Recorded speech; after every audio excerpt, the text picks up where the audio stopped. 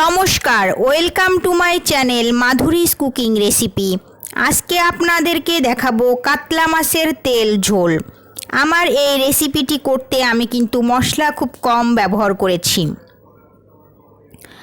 খুব কম মশলা দিয়ে কিভাবে রান্না করা যায় সেটি আজকে আপনাদেরকে আমি দেখাবো। তো বন্ধুরা, দেরি না করে চলুন চলে যাই আমাদের আজকের রেসিপিটির মূল পর্যায়ে। আজকের রেসিপি করতে আমাদের কি কি লাগবে সেটি এখন জেনে নিব। আমি এখানে 6 পিস কাতলা মাছের পেটের পিস রেখে দিয়েছি লবণ হলুদ মাখিয়ে। আপনারা চাইলে অন্য অংশও নিতে পারেন।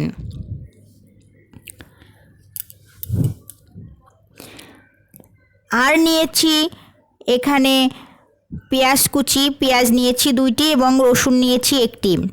মশলার মধ্যে শুধু নিয়েছি জিরা বাটা, গরম মশলা বাটা এবং পরিমাণ মতো শুকনো মরিচ গুঁড়া। আপনারা আপনাদের পছন্দ মতো পরিমাণ মতো সব কিছু নিয়ে নেবেন। একটি কড়াইয়ে তেল গরম করে আমি মাছগুলি ভাজতে দিয়ে দিয়েছি। মাছের এক পিঠ ভাজা হয়ে গেলে আমি উল্টিয়ে আরেক পিঠ ভাজতে দিয়ে দিব। আমার মাছগুলি যখন 2 পাশ ভালোভাবে ভাজা হয়ে যাবে তখন এটি আমি উঠিয়ে রাখব। দেখতে পাচ্ছেন উঠিয়ে রেখে দিয়েছি। এখন ওই একই তেলে আমি পেঁয়াজ কুচি এবং রসুন কুচি দিয়ে ভাজতে দিয়ে দিব। আমি ভাজার জন্য দিয়ে দিয়েছি, দেখতে পাচ্ছেন। আপনারা চাইলে আরেকটু পেঁয়াজ রসুন বেশি নিতে পারেন।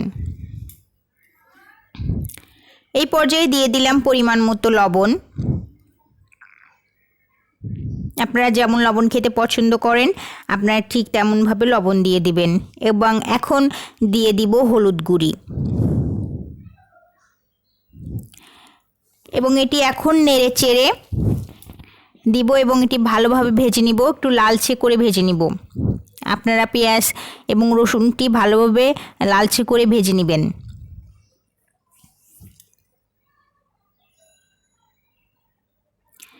দেখতে পাচ্ছেন আমার পেঁয়াজ এবং রসুন প্রায় ভাজি শেষ। এটি আমি একটু লালচে করে ভেজে নিব, আগেই বলেছি।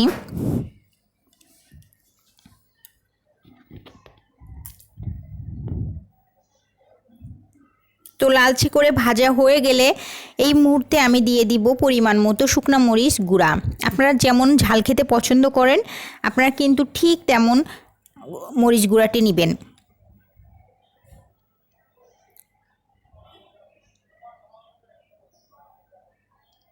আমি এখন এটির মধ্যে দিয়ে দিব মাছ যে ভেজে রেখেছিলাম, ওই ভাজা মাছগুলি আমি এখন দিয়ে দিব।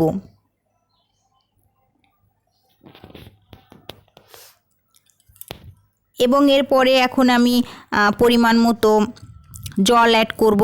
আপনারা যেমন ঝোল খেতে পছন্দ করেন ঠিক তেমনভাবে জল দিবেন।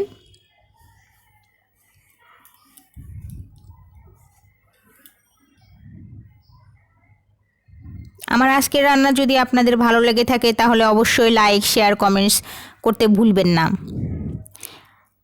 এই রান্নাটি কিন্তু আপনারা চুলার আঁচ বাড়িয়ে দিয়ে তারপরে করবেন। আমি চুলার আঁচ বাড়িয়ে দিয়ে রান্নাটি করছি।